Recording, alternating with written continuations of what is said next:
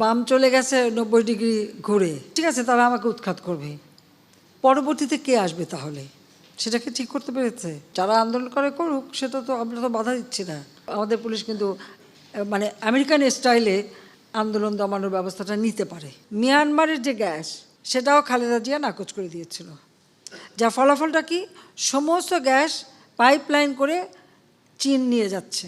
দ্রব্যমূল্যের এত বেশি হাহাকার নাই, তবে হ্যাঁ, সুনির্দিষ্ট অঙ্কের বেতনে যারা চলে তাদের জন্য একটু কষ্ট, এতে কোনো সন্দেহ নেই। গেল মাসের শেষভাগে থাইল্যান্ডে 6 দিনের সফরে যান প্রধানমন্ত্রী শেখ হাসিনা।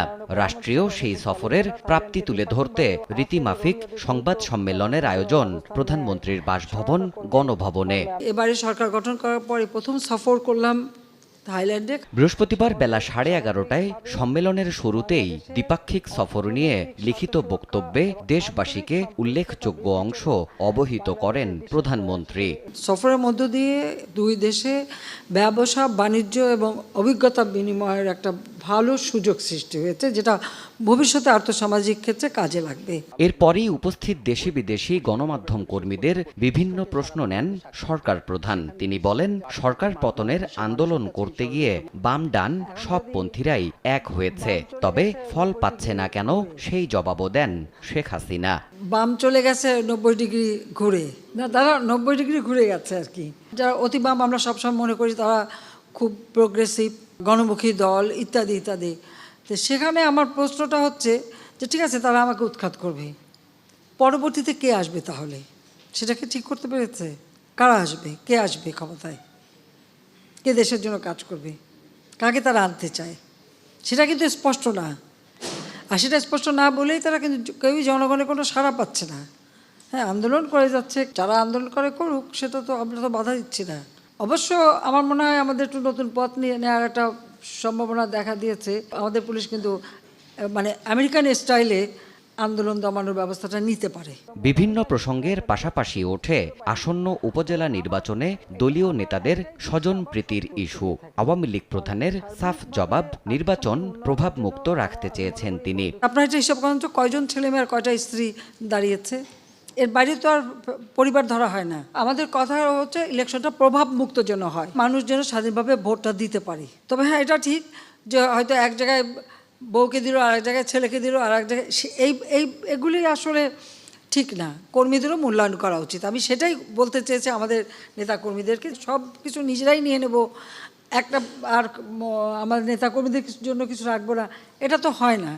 সেই কথাটাই আমি বলতে চেয়েছি। অনেকগুলি রাজনৈতিক দল নির্বাচন বর্জন করছে, একসময় দেখা গেলো সবাই বর্জন করে কেন? কারণ আসলে নির্বাচন করবার মতো সক্ষমতাই নাই। আঞ্চলিক রাজনীতির প্রসঙ্গে কথা বলতে গিয়ে মিয়ানমারের গ্যাস পাওয়ার সুযোগ এলেও বিএনপি সরকারের অদূরদর্শিতার জন্যই দেশ ক্ষতিগ্রস্ত হয়েছে বলে জানান সরকার প্রধান। মিয়ানমারের যে গ্যাস, এই গ্যাস কয়েকটি দেশ মিলে কিন্তু সেখানে বিনিয়োগ করে, কিন্তু সেই গ্যাসটা ইন্ডিয়া যখন নিতে চায়, ইন্ডিয়াকে নিতে হলে বাংলাদেশের ভিতর থেকে নিতে হবে। আমার কথা ছিল যে বাংলাদেশের ভিতর থেকে আমি নিতে দেব, কিন্তু আমাকে একটা অংশ দিয়ে দেবে, আমাদের একটা অংশ রেখে আমরা দেব। এবার সেটা চাইলে আমরা পেতাম, যদি পেতাম তাহলে কিন্তু আজকে আমার এই চট্টগ্রাম ওই অঞ্চলে কোনো গ্যাসের অভাবই হতো না, কারণ এখানে এত পরিমাণ গ্যাস। সেটাও খালেদা জিয়া নাকচ করে দিয়েছিল। যার ফলাফলটা কি? সমস্ত গ্যাস পাইপলাইন করে চীন নিয়ে যাচ্ছে, পুরো চীন কিন্তু সমস্ত গ্যাসটা হচ্ছে, কেউ আর নিতে পারছে না। পরবর্তীতে আমি চেষ্টাও করেছিলাম যে ওখান থেকে কিছু পাওয়া যায় কি না, তো একবার চলে গেলে আর তো পাওয়া যায় না। তো দেশের জন্য কত বড় একটা সর্বনাশ করে দিয়ে গেছে, সেটা একবার একটু চিন্তা করেন। বাজারে শৃঙ্খলা রাখতে অবৈধ মজুতদারদের সরকার নজরদারিতে রেখেছে জানিয়ে ছোট চাকরিজীবীদের কষ্ট বেড়েছে বলে নিজের পর্যবেক্ষণ তুলে ধরেন প্রধানমন্ত্রী শেখ হাসিনা। গ্রামে তো এই পণ্যমূল্য নিয়ে খুব বেশি একটা মানে দ্রব্যমূল্যের এত বেশি হাহাকার নাই, তবে হ্যাঁ, সুনির্দিষ্ট অঙ্কের বেতনে যারা চলে তাদের জন্য একটু কষ্ট, এতে কোনো সন্দেহ নেই। দেবাশিস রায়, সময় সংবাদ, ঢাকা। যে পারিবারিক কার্ড করে দিয়ে